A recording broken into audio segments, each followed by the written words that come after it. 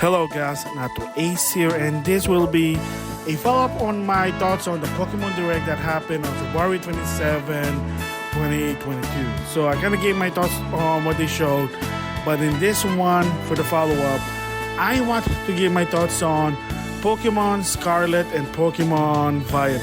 So, and the thing I want to talk about first is that it was confirmed that yes, Pokemon Home will be compatible with this game, but they also gave you a caveat and said, well, unfortunately, well, you're not going to be able to bring all Pokemon for this game. So what does it mean? Yes, once again, for the second time, not all Pokemon is going to be in this game. I mean, granted, Arceus, but to some extent, in my opinion, I know someone said it's a main game, but for me personally, in my opinion, unless it was faxed by someone, it's sort of a side game, so not all Pokemon's going to be in it. So just saying there. But for Scarlet and Violet, that's the main game, the 9th gen. And it seems that once again, they're not going to put all Pokemon in the game, so it is unfortunate. However, this is my theory, and I hope this is probably going to be helpful in the long run. And maybe Nintendo could help Pokemon Company and Game Freaks, and that is, to some extent, outsource some of the material to improve the game.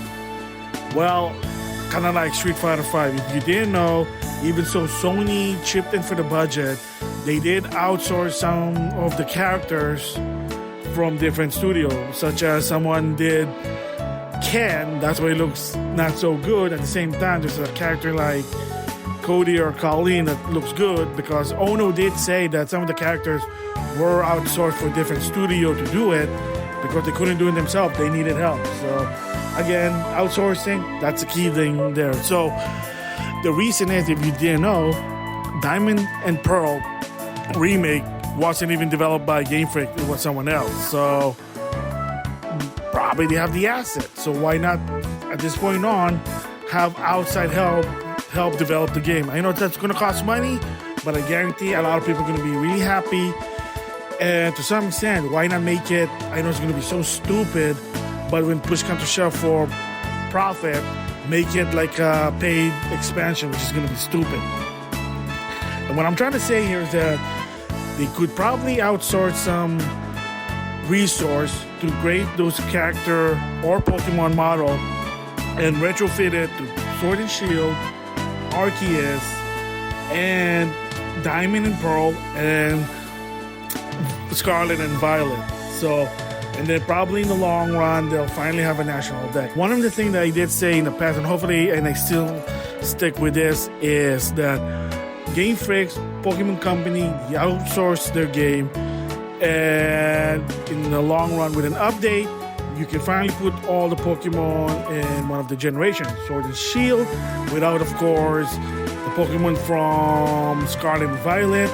Same goes with Arceus, all the Pokemon to the Galar region, plus the Hisian form. And then, of course, if you notice in Scarlet and Violet, on the screenshot, there was a Hisian Zorak, so that means the Pokemon from the previous one, Legend Arceus, are making a comeback for this game. So like I said, outsource them via update.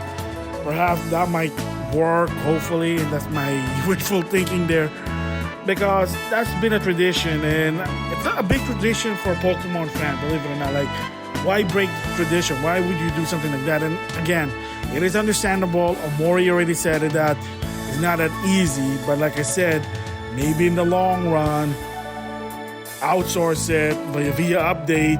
Even if the game's super old, update it, people will like it. Look, a very old game, Super Mario Kart Deluxe. Guess what? They're gonna have the booster course pass, and the updating an old game.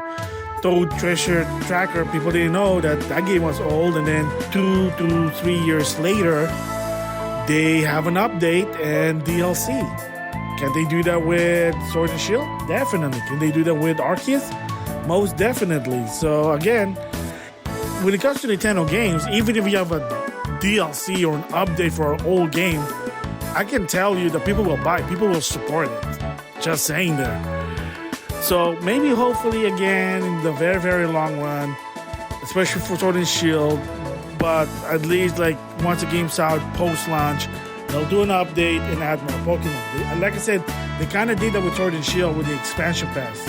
So now go beyond more with Sword and Shield. Maybe again, same goes with Scarlet and Violet. Yeah, so hopefully maybe in the long run they will update these games, Sword and Shield, Diamond and Pearl, Legend Arceus, and of course Scarlet and Violet to finally have the National Dex. And once they have all the Pokemon in HD, in 3D, you can probably just reuse those model and just, texture them to the better game, whatever. And there's going to be a 10th generation like in, 6-7 years from now, whatever. Because I noticed like the patterns every 3 years now. And a lot of people did complain that, hey, why do you have another new generation? Come on, we just had Sword and Shield. It's not even that old yet. Well, gotta give credit to Spawn Wave because due to merchandise license issue, they're gonna have to keep up with those things. So, kind of bullshit, but it is what it is there. And to think about it, it's been 3 years since the main Pokemon. So just saying, like I said, Diamond Pearl is a remake, and it's supposed to be an extension to Sword and Shield, along with Legend Arceus. You're adding more Pokemon, that's the same. Like I said, hopefully in the long run, they'll consider doing an update to a point that, once again, they can bring back the National Dex. Just saying there, Junichi, Omori, consider it, please, in the long run. Just saying there. So with that, I'll see you guys later.